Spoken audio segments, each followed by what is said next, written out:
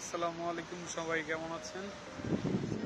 আমি এখন আছি আমার কলেজের সামনে, আমেরিকান কলেজ, আর সাথেই আছে এটা সিডিএ কলেজ। সো অনেকদিন ভিডিও করা হয় না, কারণ অনেকেই অনেক কোশ্চেন করেন বা বলেন যে এরকমটা এখানে হয় না। কারোর সাথে যে জিনিসটা হচ্ছে, মানে আমার সাথে যা হচ্ছে অনেকের সাথে তা হচ্ছে না, অনেকে জব পায় না, আবার কেউ পায়। সো এটা রং ইনফরমেশন বা এরকম কোনো কিছু না, জব আস্তে আস্তে সবাই পাচ্ছে যারা পায় নাই। আর আমি তো বুঝি যে আমি যখন আপনাদের মতো বাংলাদেশে ছিলাম সেই সেই সময় সাইপ্রাসের গ্রুপগুলোতে বারবার আমি দেখতাম, ঘুরতাম যে কেউ একটা লাইভ আসলো কিনা, কেউ একটা ভিডিও দিল কিনা সাইপ্রাস নিয়ে, কি আপডেট বা কি ইনফরমেশন। সো এগুলো আপনারাও সবাই এগুলাই করেন আমার মনে হয়, কারণ এগুলো আমি নিজে ফেস করে আসছি। আর যারা আমেরিকান কলেজে আসবেন, আমার কলেজটা আলহামদুলিল্লাহ খুব ভালো, ক্লাসের তেমন কোনো চাপ দেয় না। স্যাররা উল্টো আরও কাজের ব্যবস্থা করে দেয়, আমাদের যাদের কাজ নাই ওদের কাজের ব্যবস্থা কলেজ থেকে স্যারদের বলে স্যাররাই করে দেয়। আর সিডিএ কলেজ একবারে পাশেই, দুইটা কলেজ একসাথে। সো ওটাও ভালো, ক্লাসের তেমন প্যারা নাই, যারা পড়ে ওরা বলে। আর যারা অন্য অন্য কলেজগুলোতে পড়ে, কোন কলেজে অনেক বেশি প্যারা দেয়, কোন কলেজে প্যারা কম দেয়, এগুলো তো আমরা যারা বন্ধু বান্ধব আছি ওরা কথা বললেই বোঝা যায় কার কলেজ কীরকম। আর ফিলিপস ইউনিভার্সিটিও ভালো, আমেরিকান কলেজ এবং ফিলিপস ইউনিভার্সিটি এইটাতে অ্যাপ্লাই 1 তারিখ থেকে শুরু হবে, আর মাত্র কয়েকদিন। আর যারা বলে যে এই কলেজে খুব তাড়াতাড়ি ওই ব্লু পেপার ইস্যু করে বা এই কলেজ দেরি করে, এগুলো কোনো বিষয় না। যে আগে টিউশন ফিস পেমেন্ট করবে, আমেরিকান কলেজে কেউ যদি অফার লেটার পেয়ে খুব তাড়াতাড়ি টিউশন ফিস পেমেন্ট করে দেয়, সব কাগজ ডিএসএল করে দেয়, ডিএসএল করার পরে যখন আমেরিকান কলেজ কাগজটা পায়, সাথে সাথে আমেরিকান কলেজ মাইগ্রেশন অফিসে দিয়ে দেয়। সো মাইগ্রেশন অফিস থেকে তখন 30 থেকে 45 দিন, সর্বোচ্চ আর কি 3 মাসের ভিতরে আইসা পড়ে। এবং যারটা আগে আসে কপালে উপরের বিষয়, কারণ মাইগ্রেশন অফিসে অনেক প্রেশার থাকে। সো যে আগে দিবে সে আগে পাবে, এরকমটাই হচ্ছে বিষয়।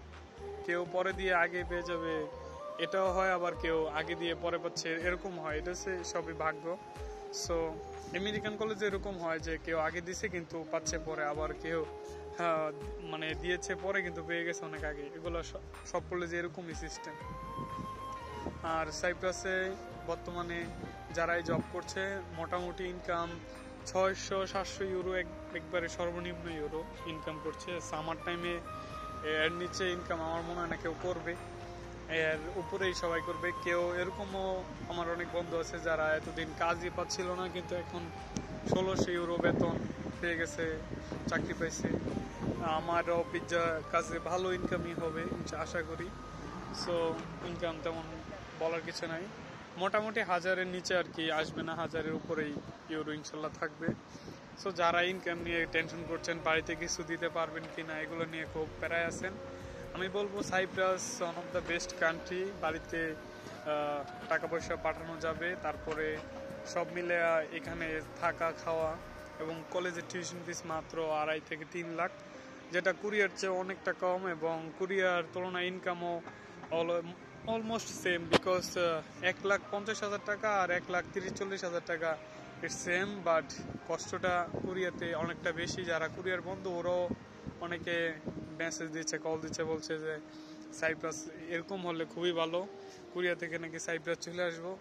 ইনকাম আর যতটুকুই হোক কিন্তু অনেকটাই কাজের প্রেশার বেশি। সো এখন আমি আছি লিড্রা স্কোয়ারে। সো এখানে নিচে দিয়া আন্ডারগ্রাউন্ডে একটা পার্ক আছে।